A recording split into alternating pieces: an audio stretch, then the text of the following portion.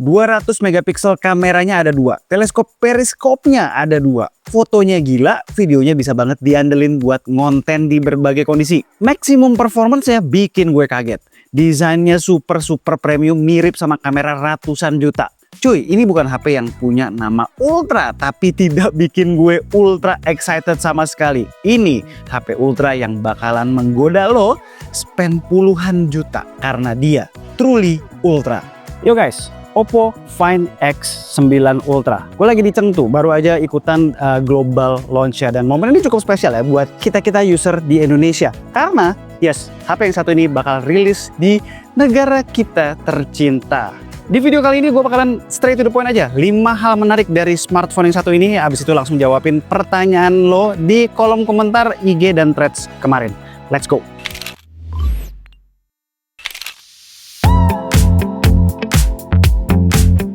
Hal paling menarik nomor 1, dan inilah yang paling gila. Find X9 Ultra punya 2 sensor 200 megapiksel. Yes, dua-duanya dicun sama Hasselblad. Main kameranya tuh 200 megapiksel Sony LYT901, 1/1,12 inci. Aperture-nya f1.5. Ini sensor yang basically rivaling 1-inch sensors. Telefoto 3x-nya juga 200 megapiksel OmniVision OV52A. 1/1,28 inch f2.2. Focal length-nya 70 mm. Nah, sensor telefotonya ini bahkan lebih gede daripada main sensornya beberapa flagship lain. Kenapa ini penting? 200 megapiksel di telefoto artinya kita tuh bisa moto 6 kali zoom, 8 kali hybrid zoom dengan sensor tersebut, dan hasilnya bakalan masih bagus. Dan 200 megapiksel di main camera artinya lo bisa moto 23 mm, 28 mili, 35 sampai 47, seolah main kameranya native di 3 focal length itu karena bener-bener optical quality. Dan ini belum semua. Karena begitu 10 kali zoom, ada satu lagi lensa dan sensor spesial yang menyambut. Dan telenya juga ada magicnya ya. Moto portrait pakai 3x maupun 10 kali zoom di mana objek lagi bergerak masih sangat sharp dan processing depth-nya nyaris tanpa celah.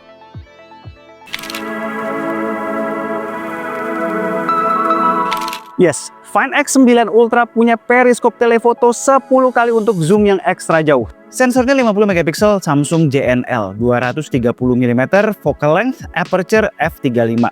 Yang gokil juga, beda kayak zaman dulu Samsung punya 10 kali zoom tapi sensornya biasa aja, ini sensornya gokil. Sehingga kita push sampai 20 kali zoom pun detailnya bagus tanpa berasa over processing maupun over sharpening. Ultra wide-nya juga pakai sensor LYT600 dan hasilnya juga nggak bisa dipandang sebelah mata. Sensor paling kurang, tanda kutip ya kurang, ada di selfie. Well, nggak bisa dibilang kurang juga ya karena masih dipakai di banyak telefoto, bahkan flagship masa kini, si ISOCELL DN5.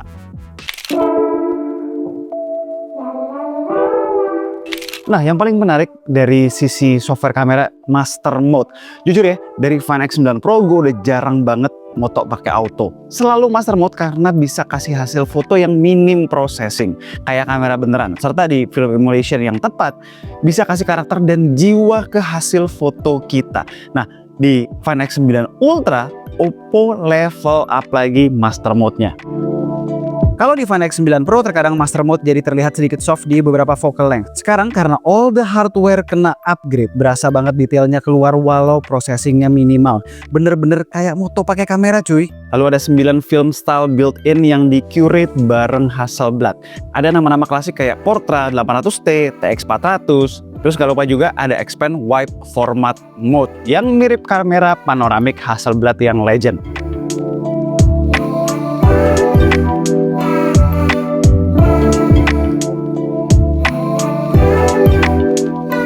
Lalu yang baru juga adalah kita bisa save sampai 20 custom preset. Jadi kalau lo udah punya resepi favorit, white balance tertentu, film style tertentu, lo save dan bisa di-load lagi kapan aja. Sekalian nih, kalau ada yang bisa diimprove dari kameranya adalah soal exposure. Sekarang itu udah hampir pasti kita harus turunin minus 0,7 exposure-nya.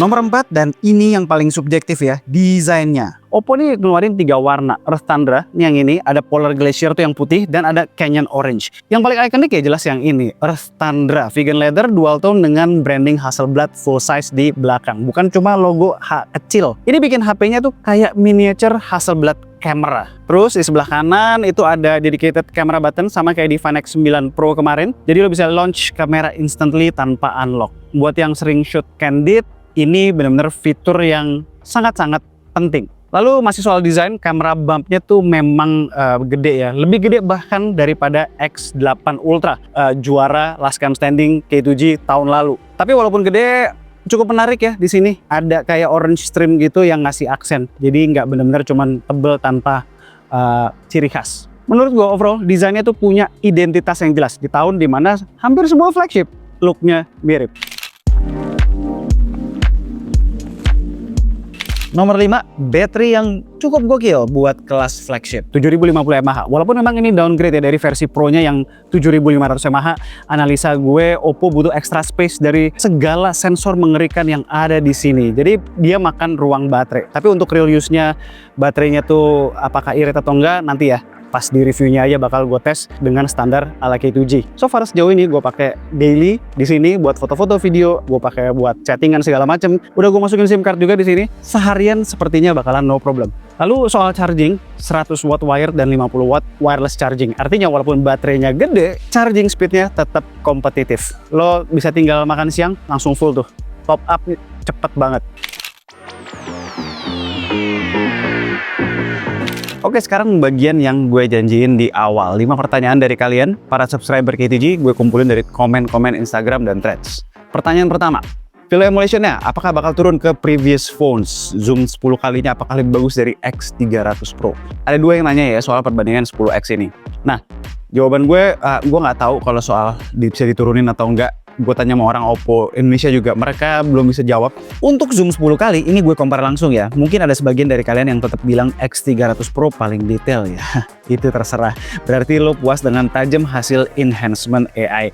Tapi kalau lo jeli, detail di Find X9 Ultra sangat natural. Itu adalah kualitas zoom optik beneran. Di bawahnya ada Xiaomi X300 Pro, baru Find X9 Pro. Guys, optical zoom adalah king.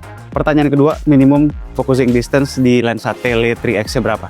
Itu di 15 cm. Lumayan ya, lebih dekat dari Xiaomi 17 Ultra gue bahkan. Tapi ini bukan yang paling dekat, I know. Good news-nya tapi bisa kita push dengan hybrid zoom dan dapetin hasil yang masih bagus. Kualitas IG direct maupun indirect gimana? Oke, buat yang nanya direct IG, rekam directly dari Instagram, aplikasi gimana? Nih, sebenarnya ya kalau indirect mah udah lama bagus lah Android itu. Cuman indirect sebenarnya si Oppo juga udah lama. Kualitas direct IG-nya tuh bagus, stabil, dynamic range juga. Langitnya masih kelihatan tuh, ya kan? Masih aman lah, masih bagus gitu. Emang bagus, udah lama kok, udah 3 tahun. Jadi kayak nggak perlu ditanyain lagi deh kalau soal direct IG-nya Oppo. Terus juga kalau pakai kamera belakang kita bisa switch nih ke dari main camera ke ultra wide, terus kita switch ke tele, ya kan? Ini telenya gue tutup nih, tuh telenya gue tutup. Nanti dia pakai tele, cuma telenya tuh nggak bisa ke yang bisa juga cuy, buset, bisa tuh, terus 10 kali tuh. Nih, tutup nih, tuh. Jadi telenya bisa dari tuh yang 3 kali, balik ke main camera, balik ke ultra wide. Jadi bisa semua. Next question, stabilitas video, mic dan perpindahan antar lensa. Kita lihat sampel yang satu ini. Alright, sekarang kita tes video kameranya di 4K 60 fps. Gue pakai jalannya juga normal, nggak jalan ninja. Panning juga aman, frame rate-nya stabil. Sekarang kita coba pindah-pindah lensa.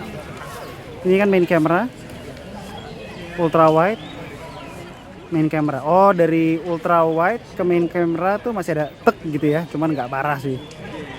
Ke 3X lebih smooth dari 1X ke 3X. Ke 10, nah 10 mirip nih sama kayak dari ultra wide ke main camera tadi. Ada sedikit ngejedaknya, cuman ya masih oke sih sebenarnya sih. Nih ya, paling berasa emang dari ultra wide ke 1 kali. Dia ada jut, maju ngejutnya dikit. Tapi yang di-appreciate juga adalah speed maju mundurnya enak gitu, nyantai. Nggak satset tapi zut. Lumayan ya, lumayan masih ada di 3 ke 10. Kadang-kadang ada 3 ke 10. Yang pasti ada itu adalah dari 0,6 dari ultra wide ke main camera tuh. Overall not bad. Oh jangan lupa bisa pindah ke lensa selfie juga. Aman. Satu yang gue apresiasi dari perekaman videonya adalah nih ya, ini kan main camera ultra wide. Gokil ya, di gelap ultra wide itu masih sangat bagus. Dia nggak ada drop quality yang terlalu jauh. Mungkin ke 3 kali juga masih not bad. 10 kali. Nah 10 kali baru berasa. Mau gimana pun juga kan lensa 10 kalinya itu f3.5. Nggak terlalu bisa ini cahaya. Tapi ultra wide ini gokil banget tuh. Nggak jomplang. Bonus sampel nih 4K 120 fps yang gue slow-mo langsung pakai galeri bawaan. Take note nih Xiaomi. Nah, kemarin di Ultra kan nggak bisa kan. Nah, di sini bisa merubah 120 fps jadi slow-mo di 30 fps langsung dari HP-nya. Pertanyaan terakhir yang gue pilih, tes foto backlight. Oke. Backlightnya bagus pakai banget dengan catatan ya objeknya diem ya. Jangan goyang-goyang terlalu ekstrim. Kan ini sensornya bukan low fix, masih HDR stacking beberapa foto. Itu dia ya, 5 hal menarik dari Oppo Find X9 Ultra Plus jawaban buat pertanyaan kalian. Full review K7 Style menyusul nanti setelah gue pakai HP ini full time. Dan pasti akan gue bandingin juga nanti sama beberapa smartphone Ultra lainnya. So, stay tuned. Kalau kalian suka dengan video ini, jangan lupa klik like. Terus juga kalau habis klik like, klik hype up juga biar video ini bisa disebar ke teman-teman kalian yang lain. Dan lebih banyak orang yang nonton. Itu sangat membantu buat K2G. Alright, sekian aja video dari gue kali ini. Gue Alessa and this is K2G. Tunggu racun kami berikutnya. Ciao.